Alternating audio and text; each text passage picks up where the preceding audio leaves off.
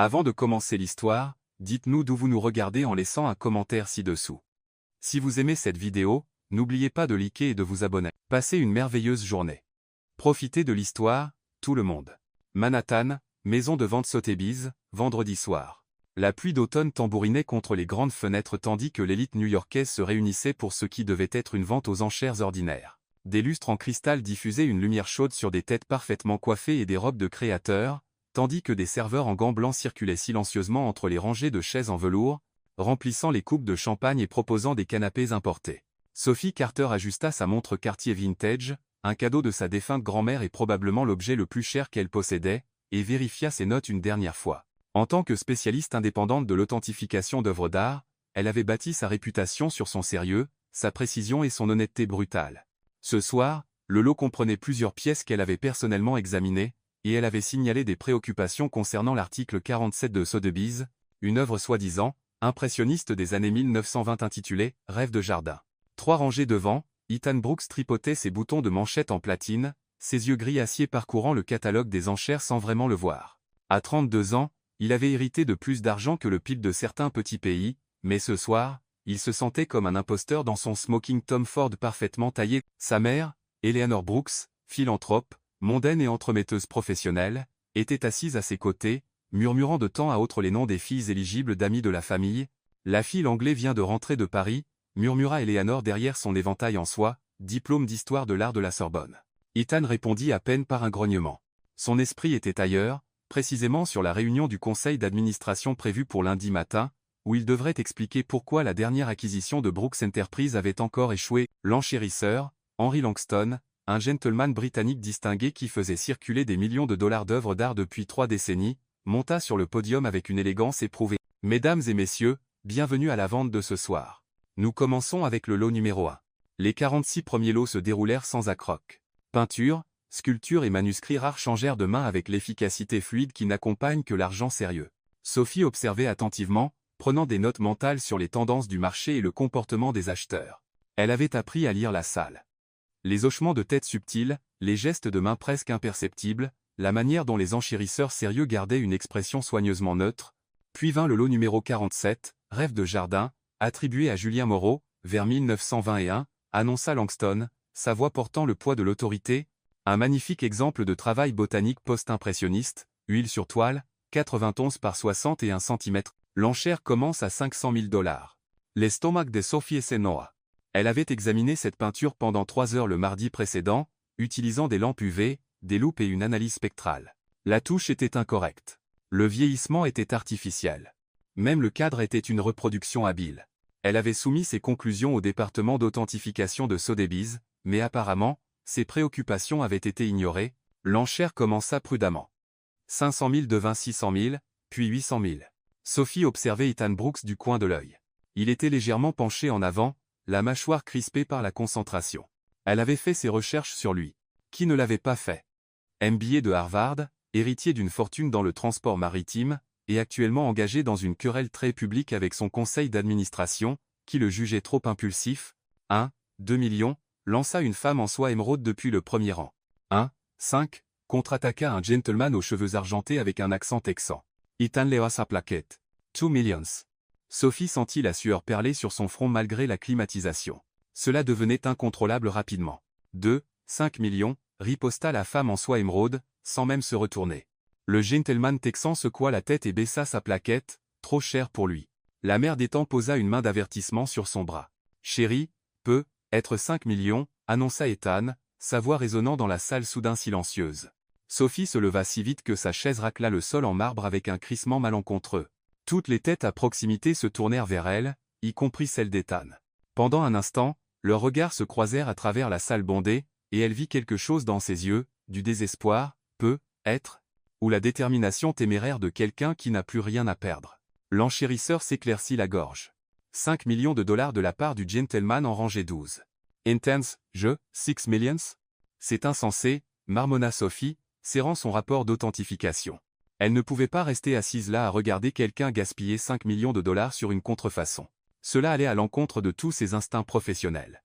La femme en soie émeraude conférait avec son conseiller, un homme mince aux lunettes à monture métallique qui secouait la tête avec véhémence. Une fois à 5 millions, lança Langston, levant son marteau. Le cœur de Sophie battait si fort qu'elle pouvait l'entendre par-dessus le léger bourdonnement des conversations. Elle avait deux choix, se taire et regarder un désastre se produire, ou parler et probablement mettre fin à sa carrière dans le monde de l'art new-yorkais. Sotheby's n'appréciait pas d'être contredit publiquement. 2 fois. Ethan Brooks souriait maintenant, le genre de sourire confiant qui accompagne la victoire. Sa mère s'éventait plus vigoureusement, et Sophie pouvait voir d'autres membres du conseil d'administration de Brooks Enterprises dispersés dans l'audience, affichant divers degrés d'inquiétude et de résignation. Le marteau entamait sa descente lorsque Sophie prit sa décision. « Arrêtez !» cria-t-elle, se levant d'un bond et pointant directement Ethan. « Cette peinture est une contrefaçon. » L'effet fut immédiat et dévastateur. Les conversations s'éteignirent en plein milieu. Les coupes de champagne s'arrêtèrent à mi-chemin des lèvres. Même les serveurs cessèrent de bouger, figés comme des mannequins dans une vitrine de grand magasin. Le marteau de Langston s'écrasa sur le sol, oublié. Ethan Brooks la fixa avec un mélange de choc et de ce qui aurait pu être de la gratitude. La femme en soie émeraude restait bouche bée. Eleanor Brooks s'éventait frénétiquement, semblant sur le point de s'évanouir à tout moment. « J'ai examiné cette pièce personnellement », poursuivit Sophie, sa voix résonnant dans le silence absolu. « La composition de la peinture est incorrecte pour l'époque. La préparation de la toile ne correspond pas aux techniques documentées de Moreau, et la signature montre des signes évidents de vieillissement artificiel. C'est une très bonne reproduction, mais elle n'est pas authentique. » Langston semblait être un homme voyant sa carrière défiler devant ses yeux. « Mademoiselle, je vais devoir vous demander de... » Elle a raison. La voix venait du fond de la salle, près de la sortie. Un homme âgé avec une barbe blanche impeccablement taillée s'avança, s'appuyant sur une canne qui coûtait probablement plus cher que la voiture de la plupart des gens. « Dr Edward Langley », se présenta-t-il. « Je collectionne les œuvres de Moreau depuis 40 ans, et j'étais l'ami personnel de Julien avant sa mort. Cette peinture est en effet une contrefaçon, et assez évidente, d'ailleurs. » La salle explose. Les voix s'élevèrent dans un mélange de confusion, de colère et d'excitation. Les téléphones portables apparurent comme par magie, probablement déjà en train de publier sur les réseaux sociaux. Sophie pouvait pratiquement voir les gros titres. « Scandale chez Sotheby's. Une fausse œuvre d'art secoue l'élite de Manhattan. Une experte en authentification sauve un millionnaire d'un désastre. » Au milieu du chaos, Ethan Brooks continuait de la fixer. Et puis, comme si le stress, l'adrénaline et l'absurdité de la situation avaient court-circuité son cerveau, il se leva et dit la première chose qui lui passa par la tête. « Je vous aime ».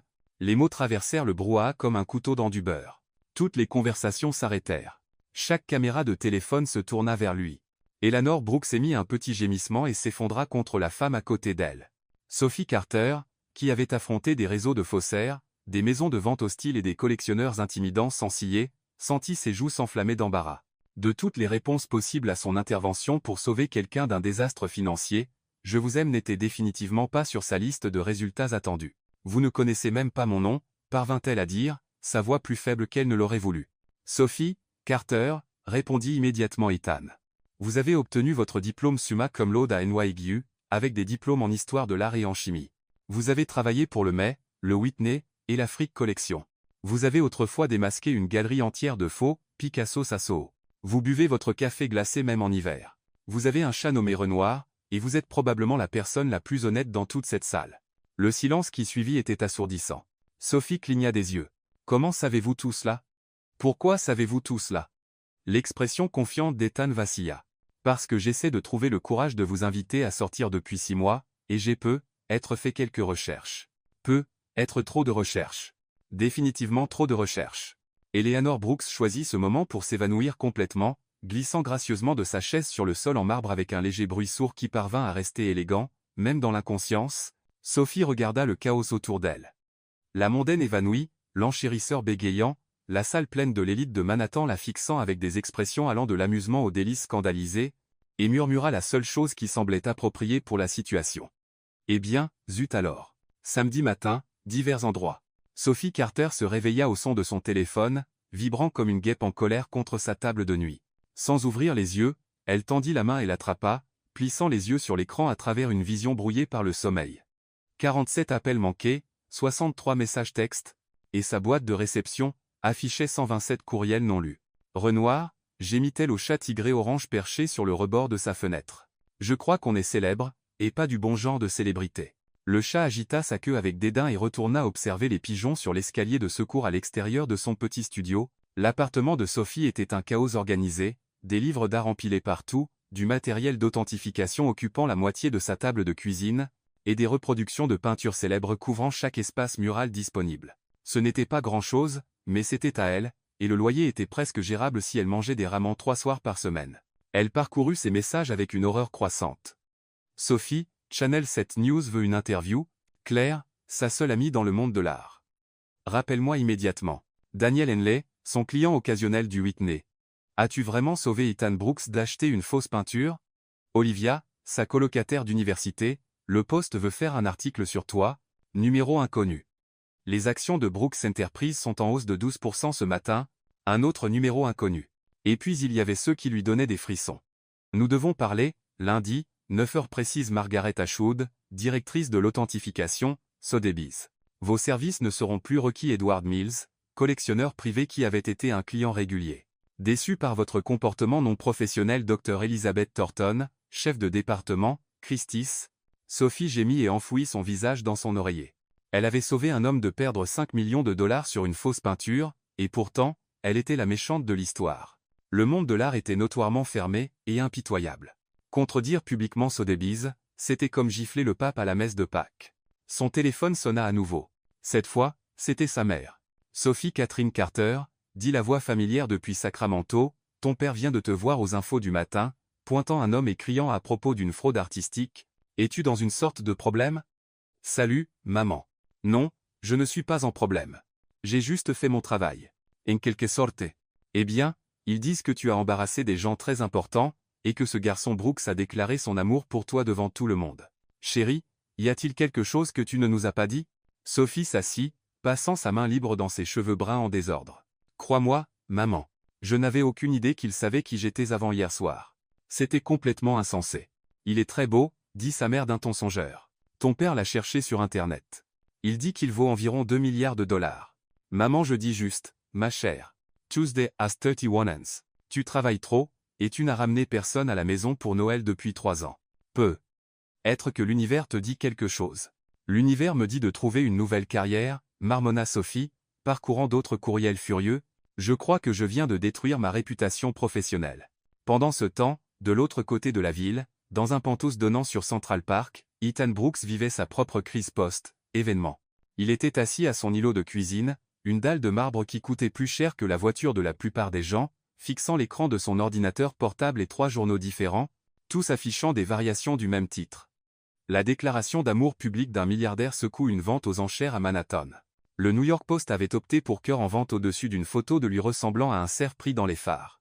Page 6 avait un cliché zoomé de l'expression choquée de Sophie avec la légende « Une femme mystérieuse sauve l'héritier, Brooks d'une fraude artistique ». Le Wall Street Journal, plus sérieux, avait choisi. Le scandale d'authentification de Sotheby's expose les vulnérabilités du marché. Son téléphone n'arrêtait pas de sonner depuis 6 heures du matin. Son attaché de presse voulait limiter les dégâts. Son avocat voulait discuter des éventuelles poursuites. Sa mère voulait savoir si elle devait planifier un mariage ou réserver des séances de thérapie.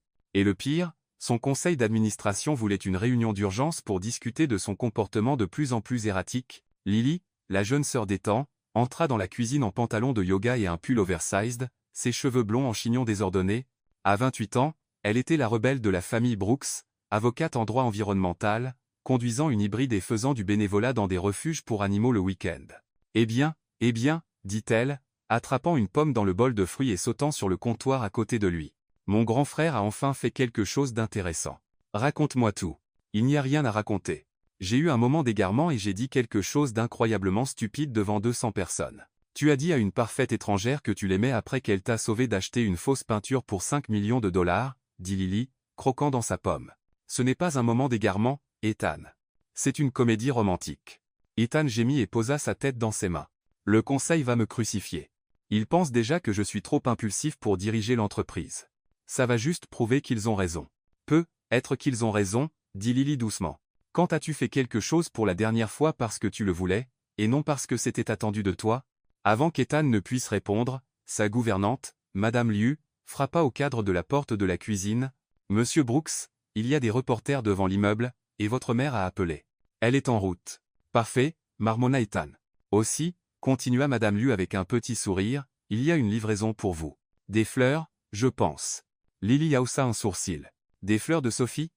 Mais quand Madame Liu revint, elle portait un énorme arrangement de lit blanc avec une carte qui disait nos plus sincères condoléances pour la mort de votre dignité, le conseil d'administration. Lily éclata de rire. Ethan, lui, n'était pas amusé.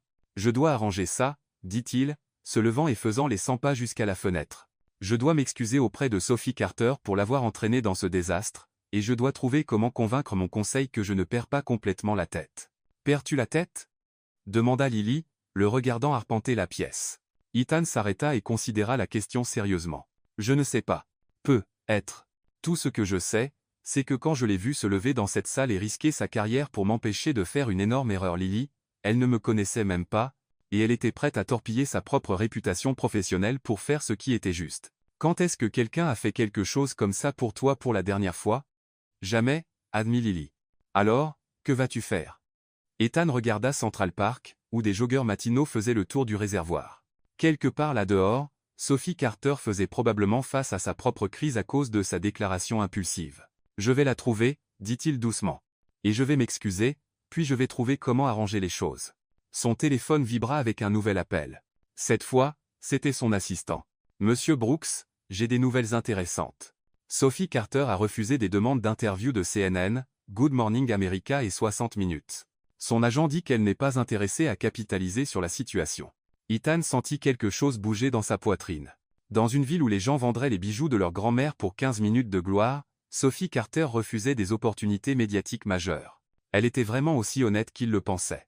Aussi, continua son assistant, Sotheby's a confirmé que la peinture était bien une contrefaçon, et il lance une enquête interne sur leur processus d'authentification. Le docteur Langley a déclaré publiquement que l'intervention de Madame Carter a empêché un scandale majeur. Donc, elle avait complètement raison.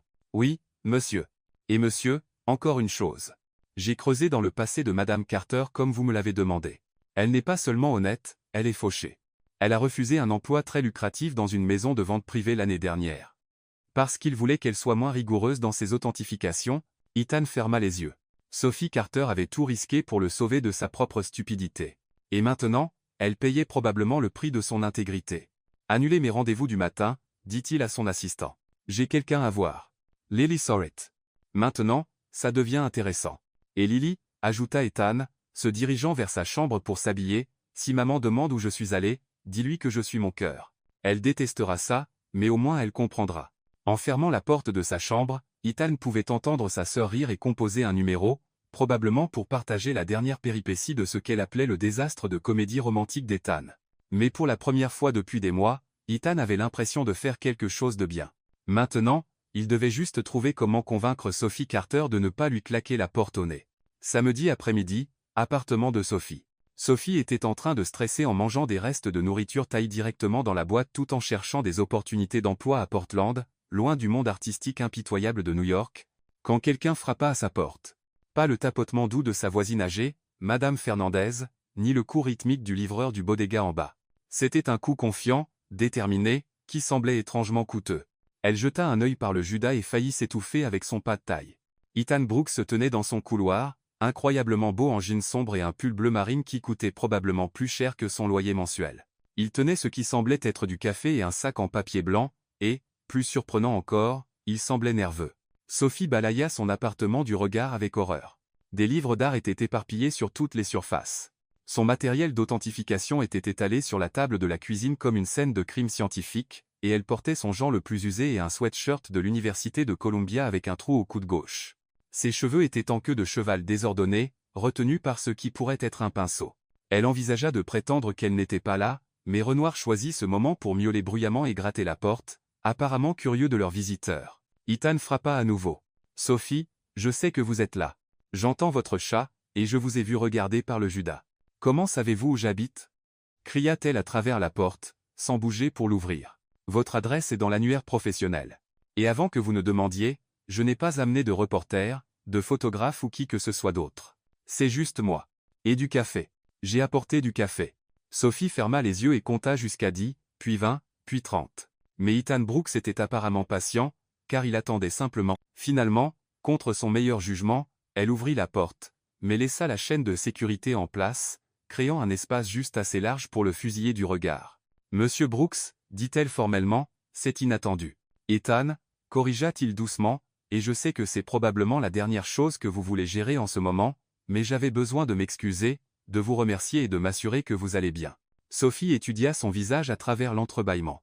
Il semblait sincèrement préoccupé, et ses yeux gris acier qu'il avait fixés à travers la salle des ventes semblaient maintenant presque vulnérables. « Je vais bien, mentit-elle. Tout va bien. Ma carrière peut être terminée, mais à part ça, tout est merveilleux. Ethan Tressaillit. C'est précisément pourquoi je suis ici. Puis-je entrer, s'il vous plaît? Je promets de ne pas déclarer mon amour à nouveau ou faire quoi que ce soit d'autre d'embarrassant. Je veux juste parler. » Contre tous les instincts qui lui criaient de le renvoyer, Sophie se surprit à détacher la chaîne et à ouvrir la porte plus grand. « 5 minutes, dit-elle, et seulement parce que vous avez apporté du café. » Ethan entra dans son petit studio et regarda autour de lui avec un intérêt sincère, pas la curiosité polie qu'elle attendait de quelqu'un qui vivait probablement dans un penthouse. Son regard s'attarda sur son espace de travail improvisé, sa collection de livres d'art et une reproduction de la nuit étoilée de Van Gogh qu'elle avait peinte elle-même à l'université. « C'est vous qui avez peint ça ?» demanda-t-il, désignant le Van Gogh. « C'est juste une copie. J'étais étudiante en art avant de passer à l'authentification. » Sophie prit le café qu'il lui offrait. C'était de Joe Coffee, son endroit préféré qu'elle ne pouvait plus se permettre. « Comment saviez-vous que j'aimais cet endroit ?»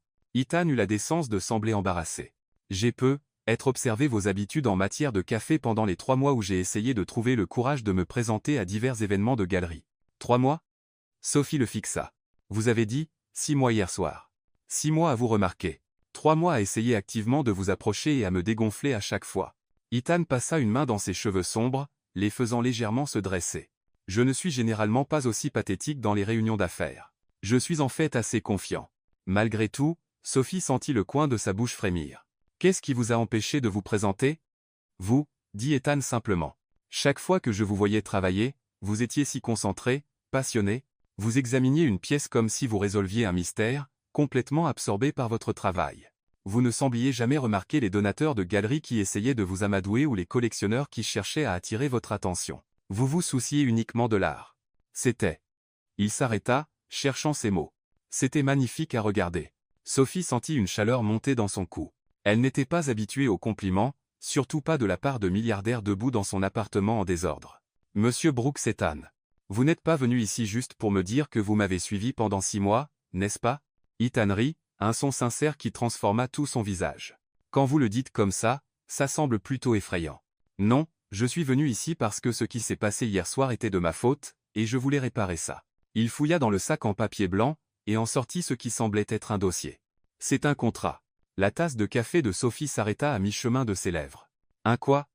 Brooks Enterprise a besoin d'un directeur de l'authentification et de l'acquisition d'art, quelqu'un pour superviser notre collection d'entreprises, authentifier les pièces pour nos fondations et conseiller sur les investissements artistiques. Le salaire est 3 fois ce que vous avez gagné en tant que freelance l'année dernière, avec des avantages complets et une autonomie totale sur toutes les décisions d'authentification. Sophie le fixa. « Vous m'offrez un emploi? Je vous offre l'emploi que vous méritez. Un emploi où votre intégrité est un atout, pas un handicap. » Ethan posa le dossier sur la table de la cuisine, déplaçant soigneusement une loupe et des bandelettes de tests chimiques. « Vous m'avez sauvé d'une erreur de 5 millions de dollars hier soir. Le conseil peut penser que je suis impulsif, mais ils ne peuvent pas discuter des résultats. C'est fou, dit Sophie, mais elle se surprit à ouvrir le dossier quand même. Le chiffre du salaire lui fit écarquiller les yeux. « C'est plus d'argent que ce que j'ai gagné au cours des 3 dernières années combinées. Vous le méritez, dit Ethan doucement. Et Sophie, il n'y a aucune condition. Vous prenez cet emploi, vous travaillez pour moi professionnellement, mais je ne vous embêterai pas personnellement. Hier soir, j'étais emporté par le moment. Vous n'avez pas à vous inquiéter que je rende les choses gênantes. » Sophie leva les yeux du contrat. Ethan se tenait maintenant près de sa fenêtre, les mains dans les poches, regardant Renoir enquêter sur ses chaussures. Il y avait quelque chose de presque solitaire dans sa posture, malgré ses mots confiants. « Pourquoi ?» demanda-t-elle. « Et ne me dites pas que c'est juste parce que je vous ai économisé de l'argent, vous pourriez engager n'importe quel expert en authentification dans le monde. » Ethan resta silencieux un long moment, regardant toujours par la fenêtre la vue du bâtiment en face, bien loin de son panorama sur Central Park. « Parce que, dit-il enfin, dans une salle pleine de gens qui m'auraient laissé faire cette erreur juste pour éviter de faire une scène, vous vous êtes levé et avez fait ce qui était juste. Même si cela vous a coûté. Dans mon monde, ce genre d'honnêteté est plus rare que n'importe quelle peinture. » Sophie sentit quelque chose frémir dans sa poitrine, ce qui était dangereux. Elle ne pouvait pas se permettre d'être charmée par Ethan Brooks, peu importe à quel point il semblait sincère. Les hommes comme lui vivaient dans un univers différent, avec des jets privés, des galas de charité et des problèmes qui pouvaient être résolus en jetant de l'argent dessus. J'ai besoin d'y réfléchir, dit-elle. Binzoa. Ethan se dirigea vers la porte, puis s'arrêta. Sophie, pour ce que ça vaut, j'ai pensé ce que j'ai dit hier soir. Pas le timing, évidemment, c'était terrible, mais le sentiment. Il sourit. Ce même sourire confiant qu'il avait mis dans le pétrin à la vente aux enchères. Je suis à moitié amoureux de vous depuis la première fois que je vous ai vu authentifier un Degas avec une telle concentration que vous n'avez pas remarqué l'alarme incendie se déclencher. L'alarme incendie? Sophie cligna des yeux. C'était vous à la soirée de bienfaisance de la Frick Collection? Je me suis toujours demandé pourquoi tout le monde avait évacué sauf le garde de sécurité et un type en smoking. C'était une fausse alarme. Quelque chose à propos des détecteurs de fumée de la cuisine. Mais vous continuiez à travailler, complètement inconsciente. Le sourire d'Ethan s'élargit. C'est là que j'ai su que j'étais dans le pétrin. Après son départ, Sophie s'assit sur son petit canapé avec Renoir ronronnant sur ses genoux et le contrat étalé sur sa table basse. L'offre d'emploi était incroyable, plus qu'incroyable. Cela résoudrait tous ses problèmes financiers et lui donnerait le respect professionnel qu'elle avait toujours désiré. Mais cela signifierait aussi travailler pour l'homme qui avait déclaré son amour pour elle devant la moitié de l'élite sociale de Manhattan. L'homme qui, malgré sa richesse et ses privilèges évidents, avait réussi à rendre son appartement moins solitaire rien qu'en y étant pendant 10 minutes. Son téléphone vibra avec un message de Lily Brooks. Apparemment, la sœur d'Ethan avait obtenu son numéro d'une manière ou d'une autre. Mon frère est un idiot, mais c'est un idiot bien intentionné. Aussi, il rend toute notre famille folle en parlant de la femme brillante qui authentifie l'art comme si elle résolvait des crimes. Je pensais que vous devriez le savoir. Lélé. Sophie fixa le message, puis le contrat, puis Renoir, qui n'offrait aucun conseil utile au-delà de demander à être nourri. Qu'en penses-tu, Renoir? Demanda-t-elle. Dois-je accepter un emploi de la part d'un homme qui m'a secrètement observé travailler pendant 6 mois? Renoir ronronna simplement plus fort. À travers sa fenêtre, Sophie pouvait voir le soleil se coucher sur la ville, peignant le ciel de teintes roses et dorées qui aurait fait pleurer les impressionnistes. Quelque part là-dehors, Ethan Brooks faisait probablement face à sa propre crise, réunion du conseil, attente familiale et le poids d'une entreprise de plusieurs milliards de dollars sur ses épaules, et quelque part entre ses remboursements de prêts étudiants et ses responsabilités d'entreprise, quelque chose d'inattendu avait pris vie dans une salle des ventes de Sotheby's. Sophie prit le contrat et commença à le relire. Cette fois, elle prêta attention à chaque détail.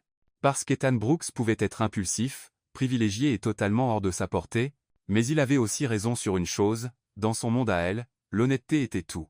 Et quelque chose lui disait que, malgré le désastre de la veille, il pourrait bien valoir le risque. Lundi matin, siège de Brooks Enterprise, Manhattan. Sophie se tenait sur le trottoir devant la tour de 40 étages de Brooks Enterprise, serrant son nouveau portfolio en cuir, un achat du week-end qui avait fait pleurer sa carte de crédit, et remettant en question chaque décision de vie qu'il avait menée à ce moment.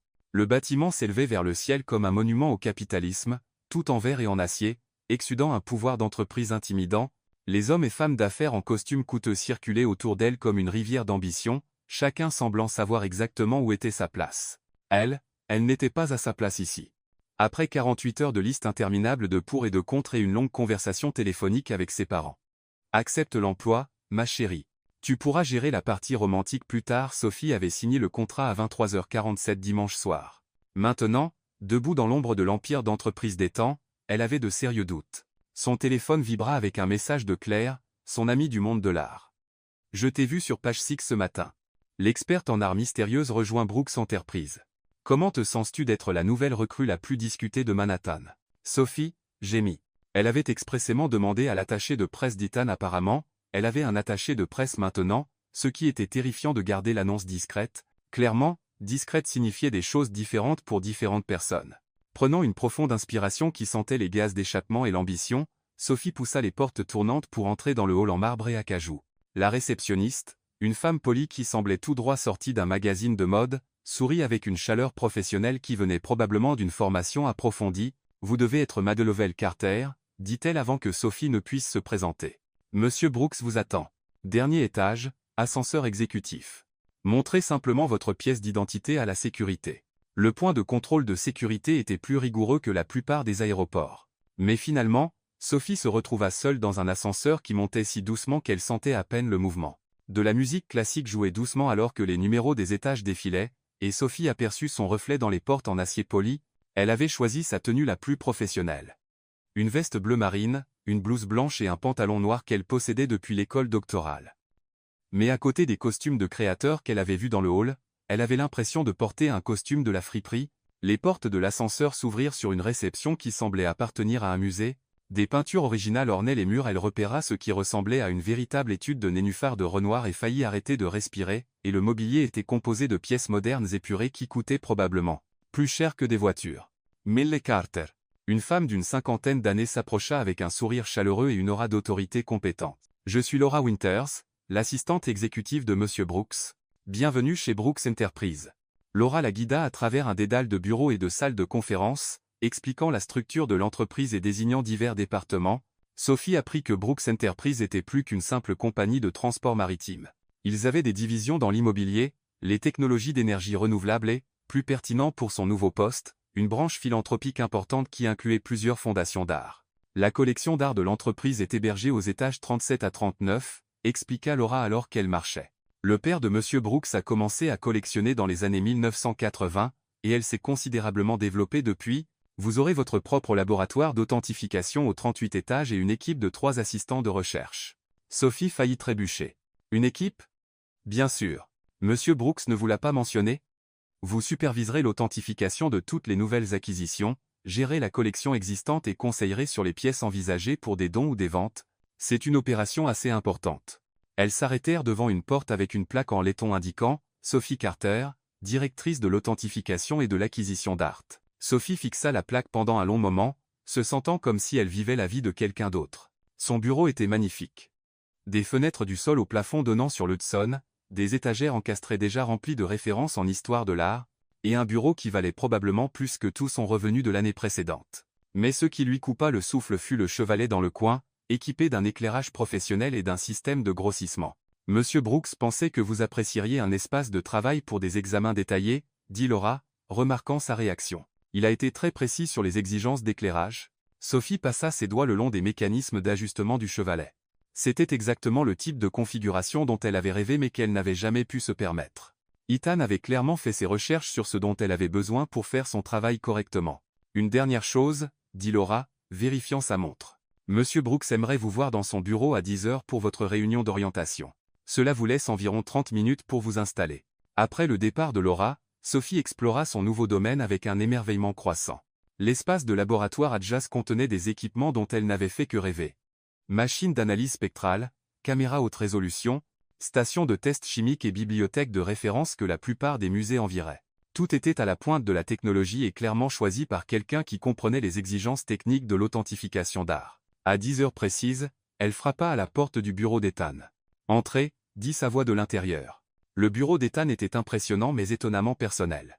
Oui, il y avait le bureau massif attendu et la table de conférence, le mur de fenêtre avec une vue qui coûtait probablement plus cher au mètre carré que l'appartement entier de la plupart des gens, mais il y avait aussi des photos de famille éparpillées. Ethan avec Lily lors d'une randonnée, un couple plus âgé qui était probablement ses parents lors d'un événement formel, et plusieurs photos d'événements caritatifs de l'entreprise. Ethan lui-même se tenait près des fenêtres, portant un costume anthracite qui lui allait parfaitement et le faisait ressembler à l'exécutif d'entreprise par excellence. Mais lorsqu'il se tourna pour l'accueillir, Sophie vit la même énergie nerveuse qu'elle avait remarquée dans son appartement. « Sophie, » dit-il, son visage s'illuminant d'un soulagement qui semblait sincère. « Vous êtes venue. »« Eh bien, j'ai signé un contrat, » dit-elle, essayant de garder un ton professionnel, malgré la manière dont son pouls s'accéléra lorsqu'il lui sourit ainsi. « Comment trouvez-vous votre bureau? S'il manque quoi que ce soit pour le laboratoire, dites-le simplement à Laura. Je veux m'assurer que vous ayez tout ce qu'il faut pour faire votre travail correctement. » Sophie s'avança pour se tenir à côté de lui près des fenêtres, regardant la ville s'étendant sous eux. De cette hauteur, les gens dans les rues ressemblaient à des fourmis, et la circulation semblait presque paisible. « Ethan, puis-je vous demander quelque chose ?» dit-elle, toujours tournée vers la vue. « Tout ce que vous voulez. Pourquoi cet emploi est-il si important pour vous? Je veux dire. Au-delà du simple fait d'embaucher de bonnes personnes, vous auriez pu contracter avec n'importe quelle firme d'authentification de la ville.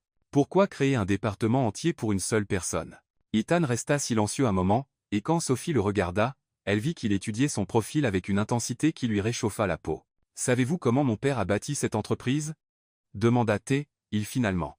Sophie secoua la tête. Il a commencé avec un seul cargo et une volonté de prendre des risques que les autres compagnies de transport ne prenaient pas. Il transportait des œuvres d'art et des antiquités pour des musées et des collectionneurs, quand tout le monde se concentrait sur le fret en vrac.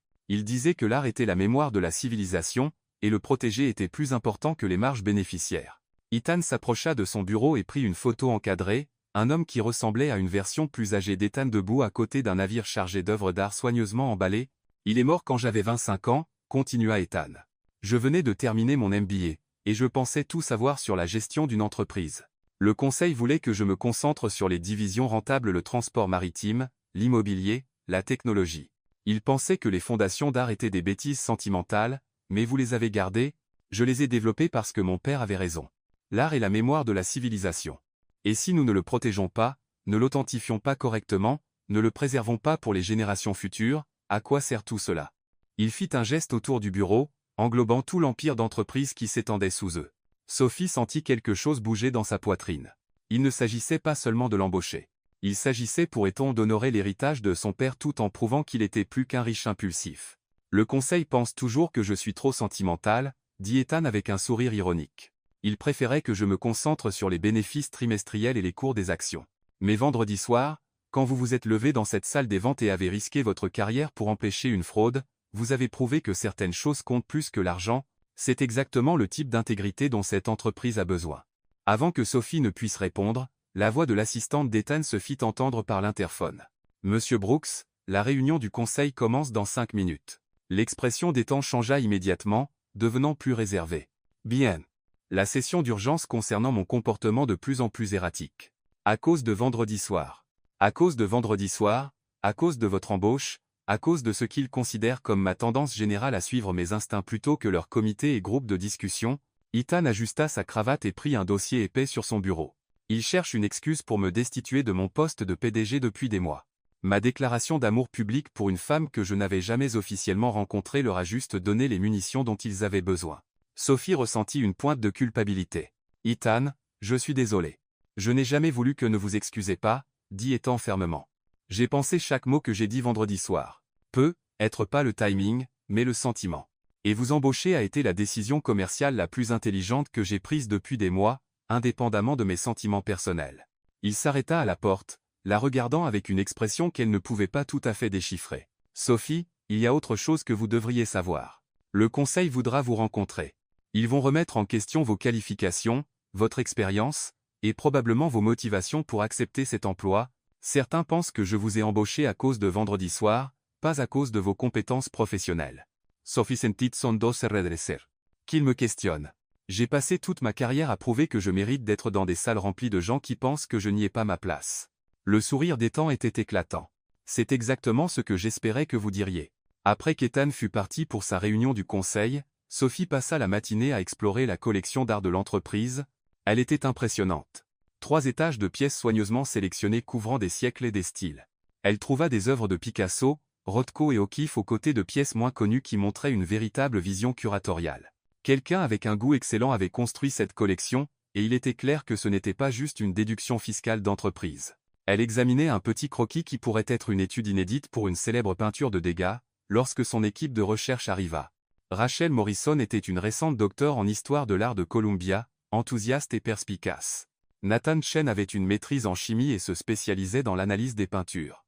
Et Michael Fitzgerald était un ancien agent du FBI spécialisé dans les crimes artistiques avant de passer au secteur privé. Mademoiselle Carter, dit Rachel timidement, nous voulions nous présenter et voir si vous aviez besoin de quelque chose pour commencer. Sophie regarda les 3 jeunes professionnels, clairement compétents, et réalisa qu'elle était leur patronne.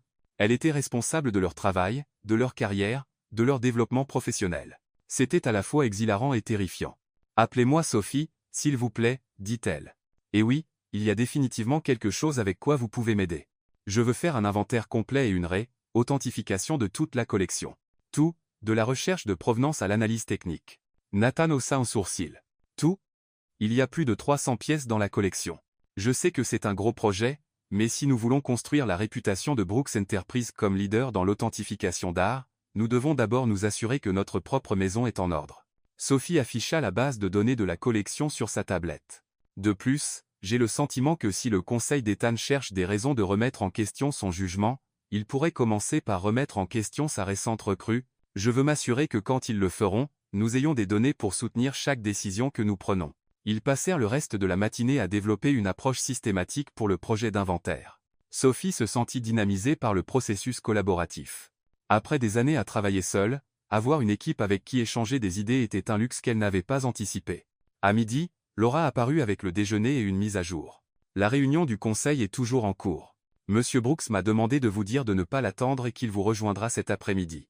Sophie mangea son sandwich tout en examinant des documents de provenance pour un paysage supposément du XVIIIe siècle, mais son esprit revenait sans cesse à Ethan affrontant son conseil d'administration. Elle pouvait l'imaginer dans cette salle de conférence, défendant ses décisions avec la même conviction passionnée qu'il avait montrée en parlant de l'héritage de son père.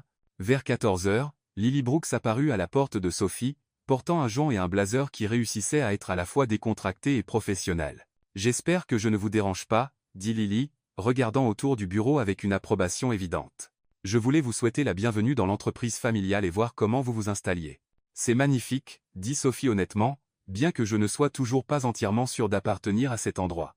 Lily rit, s'installant dans l'un des fauteuils en face du bureau de Sophie. « Croyez-moi, la moitié des gens dans ce bâtiment ressentent la même chose. Les environnements d'entreprise peuvent être intimidants, surtout quand on est habitué à travailler indépendamment. Ethan a mentionné que vous êtes avocate en droit environnemental. Droit environnemental et responsabilité d'entreprise. Je travaille avec la Fondation Brooks sur des initiatives de durabilité. » L'expression de Lily devint plus sérieuse. « Sophie, puis-je être directe avec vous à propos de quelque chose ?» Sophie hocha la tête, bien qu'elle se préparât à ce qui allait suivre. « Mon frère est différent depuis vendredi soir. Plus heureux, je pense, plus concentré. Pendant des mois, il faisait les choses mécaniquement, assistant à des réunions, prenant des décisions, mais sans vraiment s'y engager. Le conseil le poussait à être plus conservateur, plus traditionnel, et cela tuait lentement son enthousiasme pour l'entreprise. » Lily se pencha en avant dans son fauteuil. « Mais vous embauchez, créer ce poste, c'est la première fois en des mois que je l'ai vu excité par quelque chose. Et d'après ce que je peux voir, vous êtes exactement ce dont cet endroit a besoin, quelqu'un qui se soucie plus de faire ce qui est juste que de la politique ou des marges bénéficiaires. Lily, il faut que vous sachiez que je n'ai pas pris cet emploi à cause de ce qui s'est passé vendredi soir. Je l'ai pris parce que c'est une opportunité incroyable, et parce qu'Ethan m'a convaincu qu'il est sérieux à l'idée de construire quelque chose de significatif ici. Je le sais, dit Lily avec un sourire. Et je pense qu'Ethan le sait aussi, même s'il est trop nerveux pour y croire complètement. Mais Sophie, le conseil ne le sait pas. Et certains d'entre eux vont essayer d'utiliser votre nomination comme preuve qu'Ethan ne pense pas clairement. » Avant que Sophie ne puisse demander ce que cela signifiait, son téléphone vibra avec un message d'un numéro inconnu. « Réunion du conseil terminée, nous devons parler. Monday Bureau, 15 hours. Ethan. » Sophie montra le message à Lily, qui grimaça. « Ça n'a pas l'air bon, » dit Lily. « Non, acquiesça Sophie, vérifiant sa montre, vraiment pas. » Alors que Lily partait, Sophie essaya de se concentrer sur son travail, mais son esprit ne cessait de tourner avec des possibilités. Le conseil avait-il décidé de licencier Ethan? Avait-il exigé qu'il annule son offre d'emploi? Avait-il trouvé un moyen d'utiliser l'incident de vendredi soir pour justifier une action plus drastique? À 15 heures précises, Sophie frappa à nouveau à la porte du bureau d'Ethan. Cette fois, quand il l'appela à entrer, sa voix semblait tendue. Ethan se tenait derrière son bureau, toujours en costume, mais avec sa cravate desserrée et ses cheveux légèrement ébouriffés, comme s'il y avait passé les mains. Son expression était soigneusement neutre, mais Sophie pouvait voir la tension dans ses épaules. « Comment était la réunion du conseil ?» demanda-t-elle, s'installant dans le fauteuil en face de son bureau. Ethan resta silencieux un long moment, regardant par la fenêtre le soleil de l'après-midi se reflétant sur les bâtiments environnants. « Ils veulent vous rencontrer, » dit-il enfin. « Demain matin, 9 heures, présentation complète devant le conseil sur vos qualifications, votre vision pour le département d'authentification d'art, et vos plans pour l'intégration aux objectifs stratégiques plus larges de l'entreprise. » Sophie sentit son estomac se nouer. « On dirait qu'ils cherchent des raisons de remettre en question votre décision de m'embaucher. » « Oui, c'est exactement ça. » Ethan la regarda enfin, et Sophie vit de la frustration et peut-être de la peur dans son expression. « Sophie, je veux que vous sachiez que ce n'est pas à propos de vos qualifications. Vous êtes surqualifiée pour ce poste, et n'importe qui avec un demi-cerveau peut le voir. C'est à propos de la perception du conseil que je prends des décisions basées sur l'émotion plutôt que sur la logique. Parce que vous avez embauché la femme dont vous avez déclaré être amoureux. Parce que je vous ai embauché sans les consulter d'abord. Oui. » Ethan s'assit lourdement dans son fauteuil. « La vérité est qu'il cherche une excuse pour remettre en question mon leadership depuis des mois. Mon père dirigeait cette entreprise par instinct et intuition, mais le conseil veut des données et l'approbation d'un comité pour chaque décision. Il pense que je lui ressemble trop. » Sophie étudia son visage. Voyant le poids des attentes et de l'héritage peser sur lui. « Ethan, Voulez-vous que je démissionne? Si ma présence ici complique les choses pour vous, non, dit Ethan immédiatement, se penchant en avant dans son fauteuil. Sophie non. N'y pensez même pas. Ce que je veux, c'est que vous entriez dans cette salle de réunion demain matin et que vous leur montriez exactement pourquoi je vous ai embauché. Montrez-leur que vous n'êtes pas seulement qualifié, vous êtes essentiel.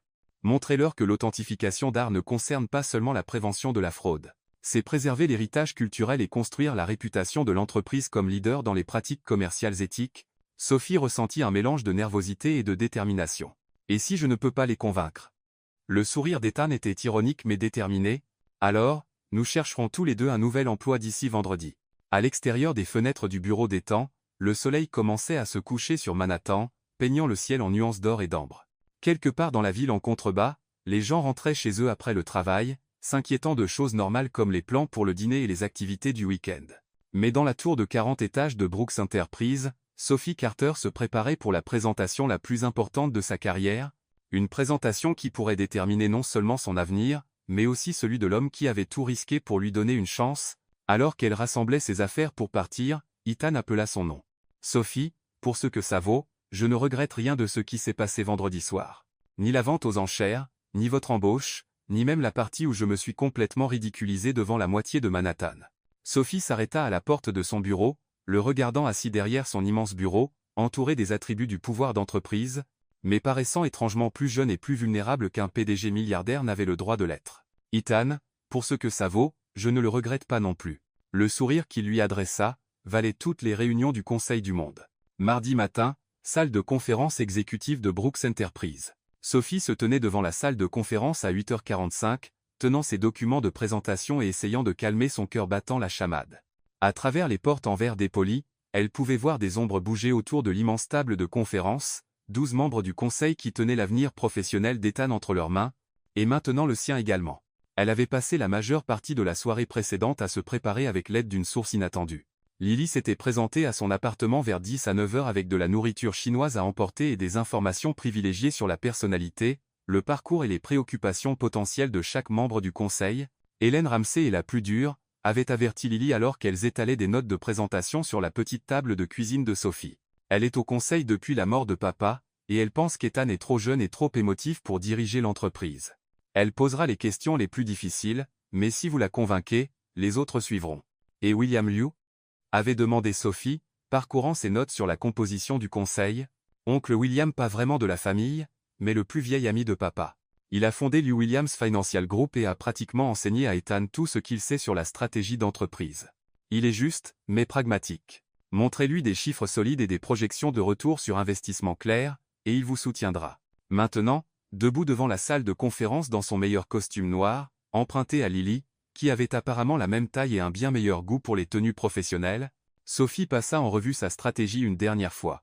Elle avait structuré sa présentation autour de 3 points clés: la valeur financière d'une authentification d'art appropriée, l'opportunité pour Brooks Enterprise de devenir un leader dans les pratiques de collecte éthique, et les avantages à long terme pour la réputation d'avoir une expertise de classe mondiale en interne. Les portes de la salle de conférence s'ouvrirent, et Laura Winters apparut. « Ils sont prêts pour vous, mademoiselle Carter », dit-elle avec un sourire encourageant. « Rappelez-vous, vous êtes à votre place ici. » Sophie entra dans la pièce et comprit immédiatement pourquoi les cadres d'entreprise trouvaient les réunions du conseil intimidantes. La salle de conférence était conçue pour impressionner et intimider à parts égales.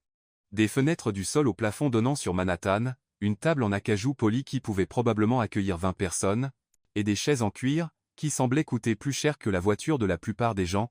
12 paires d'yeux se tournèrent vers elle lorsqu'elle entra, représentant des décennies d'expérience en affaires et des milliards de dollars de richesse collective. À la tête de la table se tenait Hélène Ramsey, une femme aux cheveux argentés dans la soixantaine, qui rayonnait l'autorité acquise lors de 40 ans de bataille en salle de conférence. À sa droite se trouvait William Liu, distingué et alerte, étudiant Sophie avec une curiosité évidente. Les autres membres du conseil représentaient un mélange d'âge, de parcours et de spécialités finance, immobilier, transport maritime, technologie, mais ils partageaient tous la même expression de scepticisme poli. Ethan était assis à l'opposé de Hélène, et lorsqu'elle croisa son regard, il lui adressa un léger hochement de tête encourageant. Lily était assise le long du mur dans l'une des chaises d'observateur, officiellement présente en tant que représentante de la fondation, mais clairement là pour offrir un soutien moral. « Mademoiselle Carter, » dit Hélène, sa voix portant l'autorité nette de quelqu'un habitué à être obéi, « veuillez prendre place. » Nous apprécions que vous preniez le temps de nous rencontrer ce matin. Sophie s'installa dans le fauteuil au centre de la table, directement en face d'Ethan. Elle posa ses documents de présentation devant elle et regarda autour de la salle, établissant un contact visuel avec chaque membre du conseil. « Merci de m'accueillir », dit-elle, satisfaite que sa voix semble plus assurée qu'elle ne le ressentait. « Je suis enthousiaste à l'idée de partager ma vision pour le programme d'authentification d'art de Brooks Enterprise et comment il peut contribuer aux objectifs stratégiques plus larges de l'entreprise. » Avant de commencer, interrompit un homme mince aux lunettes à monture métallique que Sophie reconnut comme Charles Whitmore, le directeur financier de l'entreprise. « Je pense que nous devrions aborder l'éléphant dans la pièce. Mademoiselle Carter, savez-vous que votre nomination a généré une attention médiatique importante ? Une grande partie de celle-ci se concentre sur les circonstances inhabituelles sous lesquelles vous avez rencontré M. Brooks. » Sophie s'attendait à cette question, mais elle ressentit tout de même un coup au ventre. Autour de la table, elle pouvait voir diverses expressions, certaines compatissantes, d'autres calculatrices, et quelques-unes ouvertement hostiles. « Je suis consciente de la couverture médiatique, » dit Sophie prudemment. « Je suis également consciente que certaines personnes pourraient se demander si mes qualifications professionnelles ont été le facteur principal de mon embauche. J'espère qu'à la fin de cette présentation, vous conviendrez que mes références parlent d'elles-mêmes. » Hélène se pencha légèrement en avant. « Mademoiselle Carter, vous avez un parcours académique impressionnant et d'excellentes références de plusieurs institutions prestigieuses. Cependant, vous n'avez jamais dirigé un département d'entreprise auparavant, jamais géré une équipe, et jamais travaillé dans la structure d'une grande organisation. Qu'est-ce qui vous fait penser que vous pouvez assumer les responsabilités de ce poste ? » Sophie avait anticipé cette question également et répondit avec assurance. « Vous avez tout à fait raison de dire que je n'ai jamais travaillé dans un environnement d'entreprise auparavant, mais j'ai géré des projets complexes impliquant de multiples parties prenantes, des délais serrés et des actifs de grande valeur. Quand j'ai authentifié la collection Langlais pour le Metropolitan Museum l'année dernière, j'ai coordonné avec des conservateurs, des compagnies d'assurance, des équipes juridiques et des spécialistes du transport international pour vérifier et cataloguer plus de 200 pièces d'une valeur combinée de 50 millions de dollars. Le projet a été réalisé sous le budget et en avance sur le calendrier. » Elle ouvrit son portfolio et en sortit un rapport relié. « J'ai préparé une analyse détaillée de la manière dont ces mêmes compétences en gestion de projet se traduiront aux besoins de Brooks Enterprise. Plus important encore, j'ai identifié plusieurs domaines où notre programme d'authentification peut générer des revenus directs et des économies pour l'entreprise. » William Liu sembla intrigué. « Génération de revenus ? Comment cela ?» Sophie se leva et se dirigea vers l'écran de présentation de la salle, connectant son ordinateur portable avec une efficacité éprouvée. Sa première diapositive apparut, une mise en page claire et professionnelle avec le logo de Brooks Enterprise et le titre. L'authentification d'art comme avantage stratégique en affaires. Brooks Enterprise maintient actuellement une assurance sur votre collection d'art d'entreprise évaluée à environ 80 millions de dollars, commença Sophie, passant à sa diapositive suivante, qui montrait une répartition de la valeur estimée de la collection. Cependant, mon examen préliminaire suggère que plusieurs pièces pourraient être significativement sous-évaluées, tandis que d'autres pourraient être surassurées sur la base d'attributions douteuses. Elle cliqua à nouveau, et une analyse détaillée apparut. Par exemple, il y a un petit paysage dans la salle de conférence du transept, étage qui est actuellement assuré comme une œuvre mineure du 19e siècle valant environ 50 000 dollars. Sur la base de l'analyse de la touche et de la recherche de provenance, je crois qu'il s'agit en réalité d'une étude précoce de Winslow Homer, ce qui la rendrait valable environ 2 millions de dollars. Les sourcils de Hélène se haussèrent. Vous suggérez que nous avons une peinture de 2 millions de dollars dont nous ignorions l'existence ? Je suggère que nous avons plusieurs pièces qui n'ont pas été correctement évaluées depuis des années, corrigea Sophie. À l'inverse, il y a une supposée étude de nénuphar de Renoir dans la salle à manger exécutive que je soupçonne être en réalité une très bonne copie d'époque. Si j'ai raison, nous payons des primes d'assurance sur une peinture de 15 millions de dollars qui vaut en réalité environ 50 000 dollars. Elle passa à la diapositive suivante, montrant les économies de coûts projetées et les opportunités de revenus. Une authentification et une réévaluation appropriée de l'ensemble de la collection pourraient économiser à l'entreprise environ 300 000 dollars par an en coûts d'assurance tout en identifiant potentiellement des actifs valant beaucoup plus que leur estimation actuelle. Charles Whitmore prenait maintenant des notes, son scepticisme initial remplacé par un intérêt évident. Et les services d'authentification pour les clients ? Cela pourrait-il devenir un centre de profit ? Sophie sourit. C'était exactement la direction qu'elle espérait que la conversation prendrait. Brooks Enterprise a déjà une excellente réputation dans le monde de l'art grâce à vos services de transport et de logistique. Ajouter une expertise authentifiée crée des opportunités pour des consultations payantes, qui se situent généralement entre 5 et 15% de la valeur d'une pièce. Si nous authentifions seulement 10 pièces majeures par an pour des clients externes, nous pourrions générer entre 500 000 et 2 millions de dollars de revenus supplémentaires. Elle passa à sa diapositive suivante, montrant des études de cas d'autres entreprises qui avaient développé des capacités similaires en interne. Plus important encore, cela positionne Brooks Enterprise comme un leader dans le commerce éthique de l'art. Avec une attention croissante portée à la provenance et à l'authenticité dans le monde de l'art, les entreprises qui peuvent garantir une authentification appropriée ont un avantage concurrentiel significatif. Parlez-nous de votre équipe, dit une femme que Sophie reconnut comme Dr Catherine Barnes, qui siégeait au conseil de plusieurs grandes organisations à but non lucratif. Comment envisagez-vous de construire et de gérer un département capable de gérer cette ampleur de travail?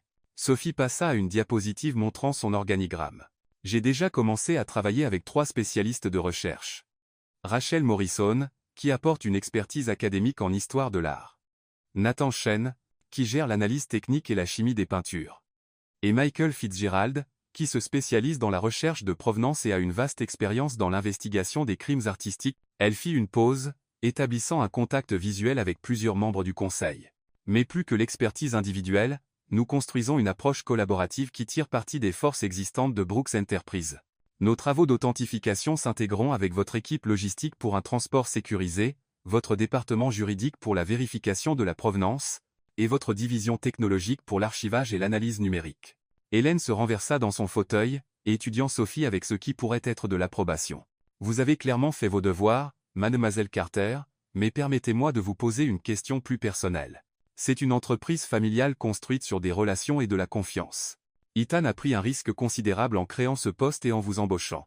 Si cela ne fonctionne pas, si l'attention médiatique devient problématique, si les clients remettent en question votre nomination, si le conseil décide que c'était une erreur, comment savons-nous que vous ne partirez pas simplement quand les choses deviendront difficiles? La salle devint silencieuse.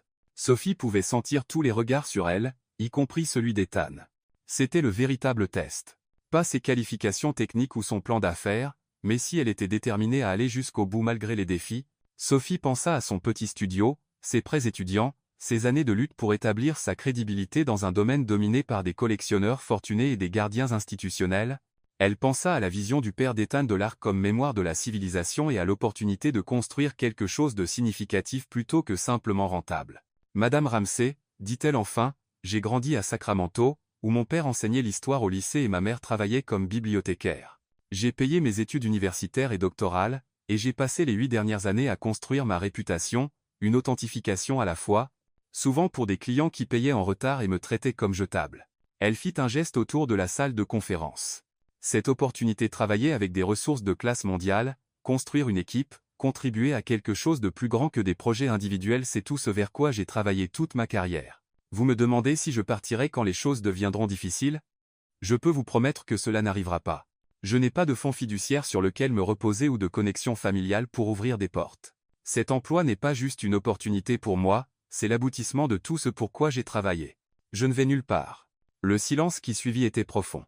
Sophie pouvait entendre le léger bourdonnement du système de ventilation du bâtiment et le bruit distant de la circulation 40 étages plus bas. William lui fut le premier à parler.